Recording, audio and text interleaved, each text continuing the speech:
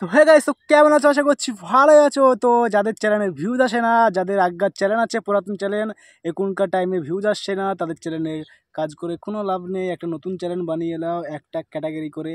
আমার চ্যানেলটা চেক করতে পারো। আমার একটা পুরাতন চ্যানেল আছে, তা আবার 13,000 সাবস্ক্রাইবার আছে, তা ভিউজ আসে 10টা 12টা কি খুব জো 20টা, তার বেশি ভিউজ আসে না। একবারে চ্যানেল ডাউন হয়ে গেছে, তুলতে গেলে পরে বছরকে বছর চলে যাবে, কিন্তু চ্যানেল উঠবে না। তার জন্য নতুন চ্যানেল বানিয়ে নিয়েছি।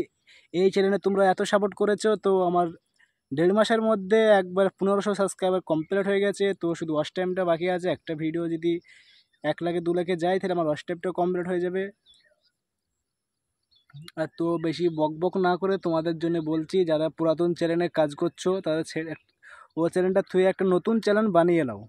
যদি ভিডিও ভাইরাল করতে চাও, তাহলে নতুন চ্যানেল বানিয়ে নাও, দিয়ে ইউটিউবে কাজ করো। আর যদি ইউটিউবে কাজ করার মন থাকে, আর না হলে এবার ইউটিউব ছেড়ে দাও, দিয়ে আমার ভিডিও দেখো।